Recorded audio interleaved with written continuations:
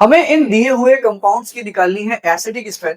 लेकिन acidic strength निकालने से पहले एक चीज आपको पता होनी चाहिए कि एसिडिक स्ट्रेंथ जब कभी भी निकाली जाएगी तो आपको याद रखना है जितना ज्यादा माइनस आई या ये कह सकते हो जितना ज्यादा माइनस एम इफेक्ट होगा एसिडिक स्ट्रेंथ उतनी ही ज्यादा होगी। लेकिन अगर इनका इनवर्स बना दिया जाए मतलब जितना ज्यादा प्लस आई इफेक्ट या जितना ज्यादा प्लस एम इफेक्ट होगा एसिडिक स्ट्रेंथ उतनी ही घट जाएगी। तो इसका आपको ध्यान रखना है। चलो थोड़ा सा आगे चलते हैं। हमें इस नाइट्रोफिनॉल की या इस पैरा नाइट्रोफिनॉल की एसिडिक स्ट्रेंथ बतानी है और हमें इनका बताना है ऑर्डर। तो जरा सोचो कि अगर ये अपना H प्लस आयन लूज कर दे तो इसके ऊपर चार्ज आएगा माइनस। तो जब कभी भी एसिडिक स्ट्रेंथ निकालनी हो तो कॉन्जुगेट बेस बना लो और कॉन्जुगेट बेस जितना ज्यादा स्टेबल होगा एसिडिक स्ट्रेंथ उतनी ही ज्यादा होने वाली है। तो हमने उसका एच आयन हटाकर उसके ऊपर माइनस चार्ज लगा दिया और हमने बना दिया इसका कॉन्जुगेट बेस। अब देखो जरा कि NO2 के बारे में जरा सोचो। NO2 जो है ये माइनस एम ग्रुप भी है और माइनस आई ग्रुप भी है। दूसरा Cl के बारे में बात करेंगे। Cl प्लस एम ग्रुप तो होता है और माइनस आई भी होता है। तो हम लिख दे रहे हैं कि ये प्लस एम भी है और माइनस आई भी है। लेकिन Cl के केस में जो माइनस आई होता है वो प्लस एम पे डोमिनेट कर जाता। लेकिन आमतौर पे हम ये देखते हैं कि जो एम इफेक्ट होता है वो आई इफेक्ट पे डोमिनेट करता। लेकिन Cl और इसके अलावा एक दो और हैं जहां पर उसका इंडक्टिव इफेक्ट उसके मीजोमेरिक इफेक्ट के ऊपर डोमिनेट कर जाता। तो यहां पर ये बात ध्यान रखनी है। अच्छा, CH3 ग्रुप की बात करेंगे तो ये हो गया प्लस आई ग्रुप। जबकि अगर हम OCH3 ग्रुप की बात करेंगे तो ये हो जाएगा प्लस एम ग्रुप। कैसा हो जाएगा? Plus M group. अच्छा, मैंने बोला जितना ज्यादा माइनस आई जितना ज्यादा माइनस एम एसिडिक स्ट्रेंथ उतनी ही ज्यादा। जरा सोचो कि NO2 जो है वो माइनस एम और माइनस आई दोनों लगा रहा है जबकि Cl सिर्फ और सिर्फ क्या लगाएगा? माइनस आई।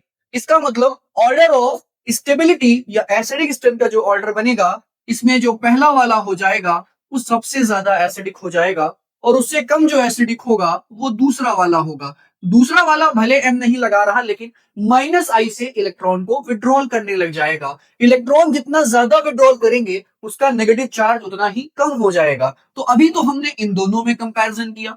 अब जरा यहां देखो प्लस एम या ये कह सकते हैं कि एम इफेक्ट और आई इफेक्ट में यूजुअली डोमिनेट कौन करता है? एम इफेक्ट डोमिनेट कर जाता। अच्छा, अब देखो यहां पर प्लस आई है और साथ साथ में क्या है? प्लस एम है। मतलब दोनों ही क्या होने वाले हैं? लेस एसिडिक होने वाले हैं। लेकिन अब इन दोनों में भी अगर कंपैरिजन किया जाए तो ज्यादा कौन निकलेगा? बता दें कि प्लस एम इफेक्ट जो होता है वो प्लस आई के कंपैरिजन में इलेक्ट्रॉन बहुत तेजी से रिंग में डोनेट कर देता। But plus I plus M के कंपैरिजन में उतना तेजी से इलेक्ट्रॉन डोनेट नहीं कर पाएगा। मतलब इन दोनों में यहां पर माइनस चार्ज पहले कौन बढ़ाएगा? जरा सोचो, इलेक्ट्रॉन ये लोग तो इलेक्ट्रॉन निकाल रहे थे। इलेक्ट्रॉन निकालेंगे तो यहां पर माइनस चार्ज घटेगा। मतलब इनका जो ऑक्साइड आयन है या फिनॉक्साइड आयन है वो क्या हो जाएगा? स्टेबलाइज करेगा। लेकिन ये लोग इलेक्ट्रॉन रिंग में डोनेट करेंगे जिसकी वजह से रिंग में नेगेटिव चार्ज और बढ़ जाएगा। और आपको पता होना चाहिए कि चार्ज जितना ज्यादा स्टेबिलिटी उतनी ही कम हो जाती है। इसकी चर्चा हम लोग पहले भी कर चुके हैं। तो जरा बताओ कि प्लस एम और प्लस आई में ज्यादा इलेक्ट्रॉन डेंसिटी कौन बढ़ा सकता है? वो बढ़ा सकता है प्लस एम। मतलब अब इन दोनों में अगर कंपैरिजन करेंगे तो थर्ड वाला जो हो जाएगा वो फोर्थ वाले से ज्यादा एसिडिक होगा। और ये दोनों एसिडिक हैं ज्यादा, ये दोनों एसिडिक हैं कम। तो अगर कंपैरिजन करेंगे तो हमारा ऑर्डर ऑफ एसिडिक स्ट्रेंथ बन के आ जाएगा।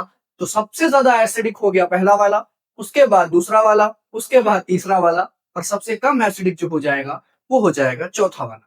आ जाओ ले चलते हैं तुम्हें अगले एग्जांपल में। तो इधर ध्यान दो, इधर ध्यान दो। हम लोग फिर से इसका कॉन्जुगेट बेस बनाते हैं और ये देखो लगा हुआ है कैसा ग्रुप? ये लगा है माइनस एम और माइनस आई ग्रुप। इधर भी हम इसका कॉन्जुगेट बेस बनाते हैं और इधर चेक करो इधर कैसा ग्रुप लगा है? ये सिर्फ माइनस आई शो करेगा। क्यों शो करेगा? आपको भी सर माइनस एम क्यों नहीं शो करेगा? तो बता दें एम इफेक्ट ऑर्थो पोजीशन पर और एम इफेक्ट पैरा पोजीशन पर कुछ ना कुछ होता है। लेकिन M effect at meta position zero हो जाता। तो इस पर्टिकुलर ग्रुप के रिस्पेक्ट में NO2 जो लगा था वो मेटा पोजीशन पे लगा था। इसीलिए इसका कोई एम इफेक्ट नहीं होगा। ये आपको याद रखना है। इधर चेक करो NO2 जो है ये माइनस आई भी है और साथ साथ में माइनस एम भी है। बट यहां पर कोई इफेक्ट लग नहीं रहा है।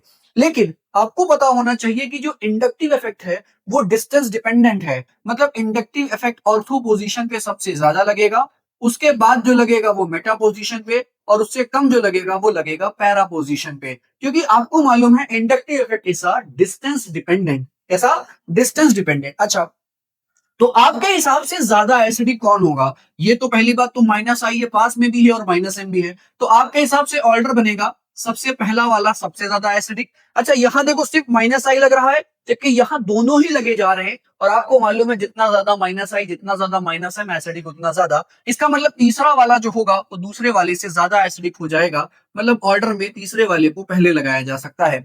लेकिन आप अगर यहां चेक करो और यहां चेक करो, देखो यहां माइनस एम नहीं है लेकिन माइनस आई तो लग रहा है ना, तो माइनस आई है तो एसिडिक बनाएगा, जबकि यहां पर कोई आई इफेक्ट है ही नहीं, तो इसका मतलब दूसरा वाला चौथे वाले से थोड़ा ज्यादा एसिडिक हो जाएगा, तो ऑर्डर में अब लगा देंगे दूसरा वाला और आखिरी में लगा देंगे चौथा वाला।